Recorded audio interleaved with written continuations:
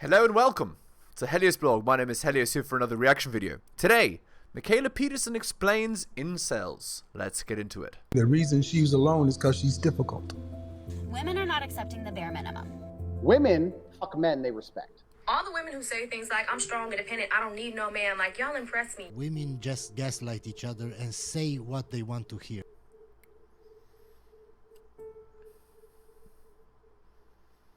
Lost men in particular and saying, hey, you have the power to improve your life. And if you improve your life, then everything around you will improve, right? Including probably you being an incel, right? Because there are things you can do about it.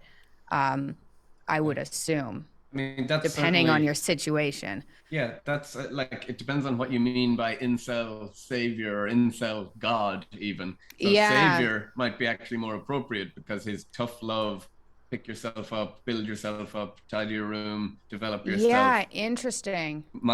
That's Jordan Peterson, by the way.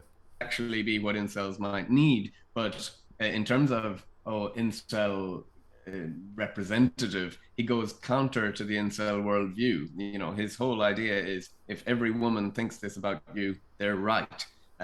So, you know, that what you said about your dad, his work often is about helping young men in particular, or everyone, cultivate that internal locus of control, which...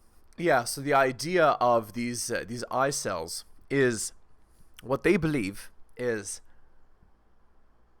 nothing I do can change my situation. It's a nihilistic view of, it's all about genetics. I don't have the genetics I need, therefore there's nothing I can do to change my situation. It's hopeless, and I'm done. So that's that. And if you believe that, well, of course you're going to be miserable, right? So you need to understand this concept of internal locus of control, which is, I can affect change in my life. I can become better at things. I can improve. I can practice. I can study. I can grow. And I will fail along the way, but I will succeed given enough time, attention, effort, commitment, dedication, practice, and so on. And this is a very important concept to understand, because otherwise you will never get where you want to go. Let me describe someone, okay? He has no money, no university degree. He's running from the fish market to martial arts training. You know who I'm describing? Andrew Tate at like 17 years old, or 18 years old, or 20 years old, whatever. He was a nobody then. So keep that in mind. All right, let's continue. Our study shows that incels lack. So, you know, I'm even an example of one.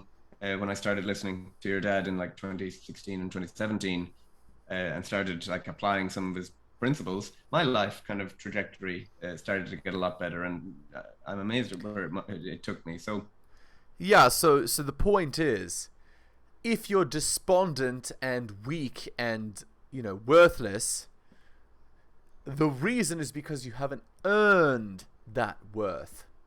And when you've earned it, then you'll get it. All right, shitting time. Hit the like, hit the sub, hit all for notifications. Drop me a donation like Hunter M, Adrian R, and Tom M. Share this video. Buy my books at bit.ly/heliosbooks. And of course, go to my Patreon and subscribe. Patreon.com/theheliosblog. All right, shitting is done. Let's continue. I can totally, that's the individual personal advice. I would think that listening to Jordan Peterson's self-development advice would perhaps be good for incels, but they hate that rhetoric. They hate that idea of being told you need to develop yourself. You can do so. Right, exactly. Yeah, well, that's kind of interesting though, because I feel like you can see that in a lot of groups. Like, you know, my backstory probably a little bit with the autoimmunity. I had a just horrible autoimmune disorder, and when I was really sick, I was in some of these groups for people with autoimmune disorders on Facebook. And it was mostly to like talk to other people to try and figure out how to get out of it, right? Like, hey, have you figured out a medication that works, and all these things. Those groups are just like, that's just hell on earth, those groups. They're very depressing. But when I finally figured out that there was a solution out of it for me anyway, with diet, you can't communicate that into it. And I remember people coming to me when I was very sick saying like, have you tried diet? And I always took it as a slight. And I think it was kind of condescending, like, oh, you're doing something wrong and that's why you're in this situation. And so that's not a good way to communicate something, especially if you're trying to get somebody to change. Actually, no. Women are resistant to change in this manner, but men actually aren't, because men have that inner fire, right? And once it's lit, you can even get a man to sacrifice his life, right? Which is what war was even less than 100 years ago, right? Actually, about 100 years ago. So, keep that in mind. It's not a joke. Man's desire to fight, to conquer, to struggle is huge.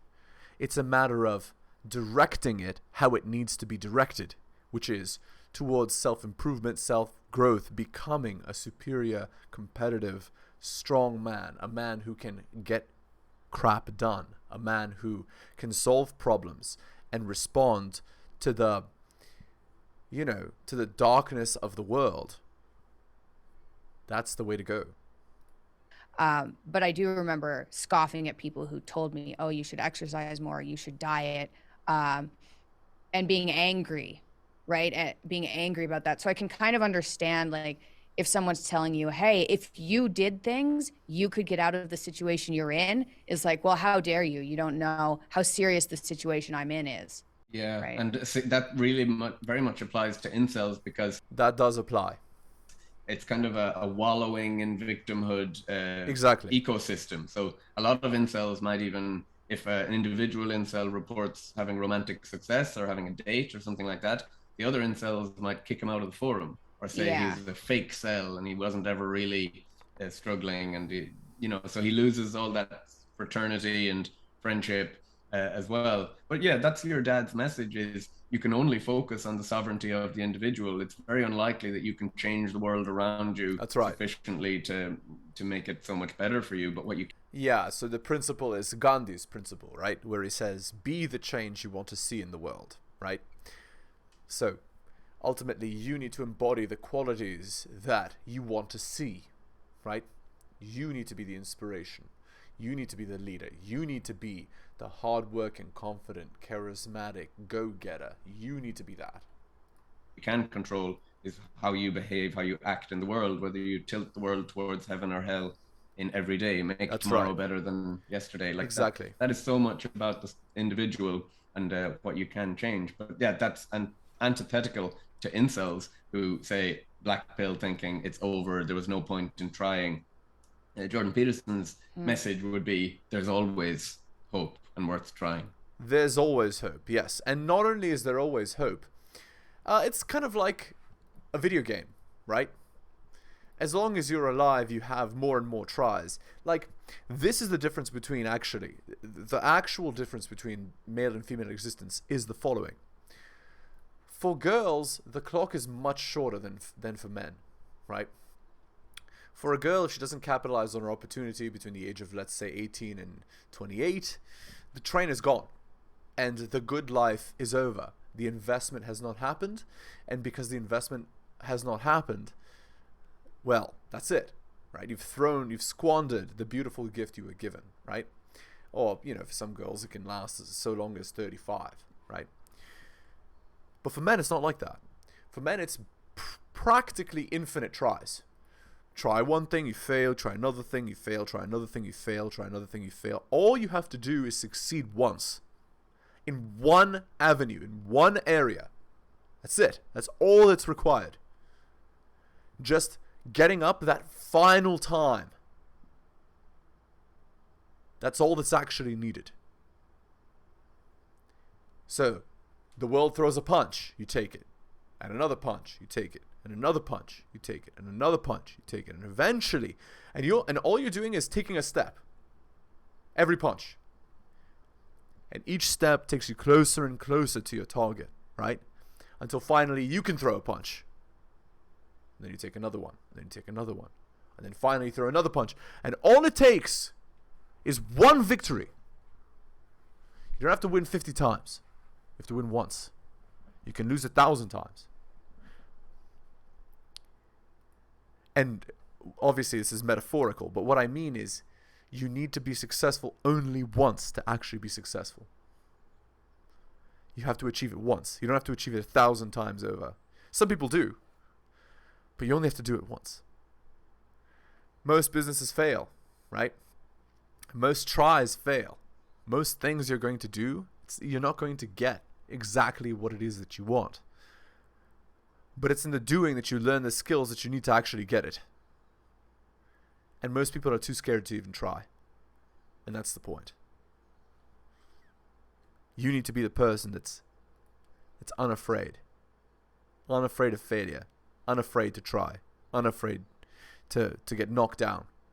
Because if you're not, then you'll have no chance to get what you actually desire. Okay, let's continue. You know, that you can always affect change in your life. Is there overlap between the incel group and kind of the serious, I don't exactly know what even to call that group, men's rights activism, but that's not what it is. Maybe it's called a black pill community online. Is that what it is? Manosphere, yeah. Is there like an overlap there, or are those two separate things as well? So I think incels are often kind of thrown in whenever the manosphere is talked about in like on online articles or new media articles. But the manosphere is a kind of a broad church, and a lot of areas of the manosphere would probably sneer at incels and look down on them. So it's not like it's this collective sphere. It's the RP sneers at the black pills because they have a, you know, they don't believe in an internal locus of control. They don't believe in actually becoming strong and powerful and confident and all that. They don't believe in working to achieve. So there's different facets of it, like MGTOW, which is kind of like incels, but it stands for men going their own way. And that's for men who think that they probably could get sex or relationships, but think that it's not worth their trouble. So they're kind of going their own way, and they would maybe differentiate themselves from incels. Yeah, they're the guys that take their ball and go home. They're like, I understand what's required to get women. I understand what is required to reproduce. I understand what is needed. I'm not interested. They just walk away. Because in modern society, the juice is not worth the squeeze. That's what they're saying. What you get is not worth the effort that you have to put in. But ultimately, your biological imperative is your biological imperative. So that's my stance on that. You have to work to achieve your biological imperative. Otherwise, you're not even alive. That's my opinion anyway. And then there's red pill kind of communities, which is more like trying to, maybe the opposite of woke, of trying to wake people up in another direction of this is how the mating market works, and these are all the tricks you need to know, and that kind of thing. Pickup artists. It's a broad church, but I kind of think that there needs to be maybe space for incels or for young men who are struggling, an ethical pickup artist culture, because I can recognize that the pickup artist world has descended into maybe toxicity, and Andrew Tate might be an example of that in the extremes, but that doesn't mean that there's not some. No, that's like, again, he's just saying what the woke mob wants to hear, right? Like, he's not an example of toxicity unless you take like what people are trying to make of him, right? Like, if the accusations prove to be true and he is formally charged, then yes, we can agree that he's been doing some sketchy stuff and so on. And yes, unfortunately at that point, that would make him, well, you know, persona non grata, right?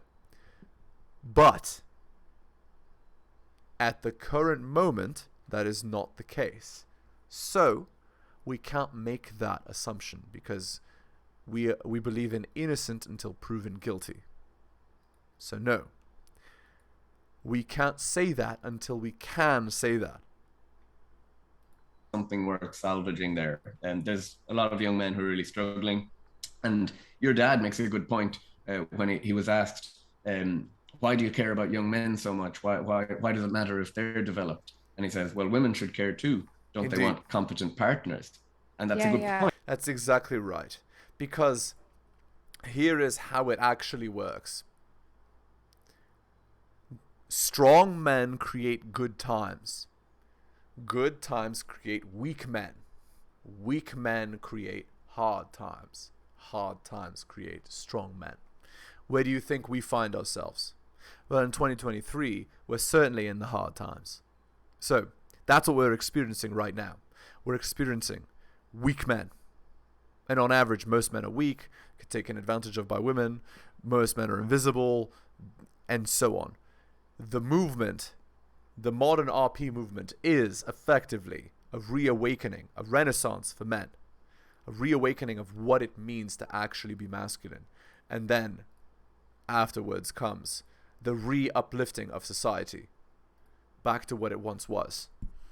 Now, that isn't to say that the deluge doesn't come before that. And that's the worry. The worry is that we have a deluge before that. But let's hope that the counter tide can hold back the tide, as it were. All right, let's continue. Point. It's Yeah. like, you know, when one sex loses, the other sex loses too. So I haven't given up hope on ethical pickup artist kind of world. But it's funny because whenever you attach the goal of achieving romantic success to self-development for men, it gets framed as misogynistic. And it's like, oh, you're being manipulative. Even Barack Obama, in his autobiography, he wrote about how he was reading different books to impress different types of women. And he got lambasted in the media for a short while, saying, oh, that's so manipulative. And, you know. Yeah, it's ironic. It's ironic that they would say that it's manipulative for men to improve in order to get girls, because women manipulate all the time. So, and in fact, I mean, let's quote Schopenhauer, right? Dissimulation is women's greatest strength, right? Dissimulation meaning the ability to lie, the ability to manipulate effectively. So, to say that, like, again, everyone is out to achieve their biological imperative, their bedroom fun strategy, and to lambast one group for doing it one way as opposed to the other group, right, is nuts. It just tells us that we live in a matriarchy, right, where what girls believe and what girls want is allowed, but what men believe and what men want is not allowed, which is obviously is ridiculous. Oh no, men are allowed to believe anything they want so long as it aligns with the female imperative, right? But if it you know, if men are learning things that allow them to achieve what they actually want, and it's not in service of women, then it's bad. Ooh, so evil, so M word, right? Which is obviously nuts. Okay, let's continue. No, for men listening, that's intuitive. That, you know, get the goal, get the girl. That's kind of like an intuitive archetype for men, always and ever. Yeah, it's like slay the dragon to save the princess, right? And to get the princess. Yeah, and the hero's journey, right? You go on a journey being a weak little boy, and then after the hero's journey, you become a strong man, and now you get your accolades, right? That describes men's life very well, right? Men start off as weaklings at 16, 17, have to struggle and fight and achieve and, you know, and win, and they come out a little bit hurt and broken and, you know, bruised, but they come out victors, and that's the point. And, you know, your dad mentioned in this Olivia Wilde kind of fiasco, in his original video that I kind of highlighted, when he talked about how women are right, he talks about how female sexual selection is actually an engine of evolution more generally, and that the mind of one sex, the mind of the female, actually shapes the body and the mind of the other sex. Actually, even more so now, right? Even more so in 2023 with birth control, where women literally choose who is born. So nowhere is that more true than now. So whatever, like, females reward, men will go out and do. It's why men have strived maniacally for status and success. for Indeed. generations. So it's a real motivator, and I wouldn't Real be so motivator. hasty to take it away from men. I agree entirely. Reproduction is perhaps the greatest driver of male everything. Achievement, creativity, struggle, everything. And it's not a joke. It's really not a joke. And it's not to be trifled with. That's scary. That's so now, and now I suppose that's kind of ruled by women on birth control, right? Do you know what As I percentage said. of women are on birth control? Ooh, I don't, but I'd say it would be increasing. I can look. I just off the top of my head, I would say probably a quarter. Not sure. But there's a really good book on birth control by my professor called Sarah Hill, and she was in the David Buss lab previously to me. She wrote a book called "This Is Your Brain on Birth Control." Ah, very cool title. But yeah, I can explain the effects of birth control on women's mate selection. So when a girl is pregnant, she wants a man who's more feminine, right? So when a girl's on birth control, she's more attracted to loser men. And that means when they go off birth control, they're now attracted to alpha men and not attracted to their husband anymore, should they have married and chosen a man while they were on birth control. So what I'm getting at is, if your girl is truly attracted to you, the test is have her go off birth control. Does she appear more attracted or less attracted to you now that she's off birth control? If she's more attracted, it means she sees you as an alpha male. If she's less attracted, then it means she sees you as a beta male. If she sees you as a beta male, you don't stay in that relationship because you're not the best. It means in her mind she was with a guy that's better than you previously. And it talks about how it's a really good book, yeah. And so I direct your listeners to that one. She's an expert on that, not me. You should maybe have her on the show. She's great. Okay, yeah, I'm gonna write that down. That's a really good idea. No, yeah, when I did some research into birth control, it's scary. And I remember being on birth control, and my dad being who my dad is, we were kind of like, I knew these things, like, oh, by the way, if you're taking birth control, you might prefer like more feminine men, like just that. And me being like, well, I'll just undo that in my head. Just like, I'll just be aware. Like as a 19-year-old being like, I'll just like keep that in mind of like who I'm attracted to, like maybe go for the more masculine person to try and offset this birth control, which definitely doesn't work. It looks like 98% of sexually active women have used birth control. Wow, and 62% of those of reproductive age are currently using birth control. So most women are on birth control in the West. So what does that mean? It means that en masse girls are choosing beta males. So that means what men are doing in society or what they think is attractive is being dictated by women on birth control. That's scary. Yeah. Oh, that explains a lot, actually. That explains why men are lost. Because women's natural proclivity to encourage men to be masculine is thrown off by them effectively being hormonally pregnant. Very interesting. Yeah, it's certainly like bringing a bit more complexity to it anyway. And, the hormones play a lot into mate choice and female sexuality. So, yeah, I think Sarah Hill would be a better expert than me, but it definitely, it's not having no effect. But, what you mentioned there of, I'll just override my preferences. I remember actually being in the audience for one of your dad's talks in like 2018 maybe, or 2017. And he gave us all a good classic Jordan Peterson finger wagging. And he told us that, he goes, you have no idea why you want what you want. And I thought it always resonated with me because a lot of what the brain does and a lot of our preferences is kind of cryptic to us. We don't actually know. Yeah. So the idea that, you just can control your mate preferences and, even things like olfactory cues, like your sense of scent. You might really be attracted to someone and then you get close to them and you sniff them and, oh, whoa, no, actually the attraction isn't there. So it's all very cryptic. So the idea. That's how birth control works. It really does change the sense of what you find and don't find attractive, what girls do. So very interesting. Of like a a hormonal birth control not having any effect seems strange to me. Very, very unlikely. Yeah. Mm. What do you think of this recent craze over Andrew Tate, just like blowing up? Yeah, I'm not that familiar with him either. I've found any kind of time I've tried to look into him, I've found a lot of his stuff seems a bit too unsavory for me.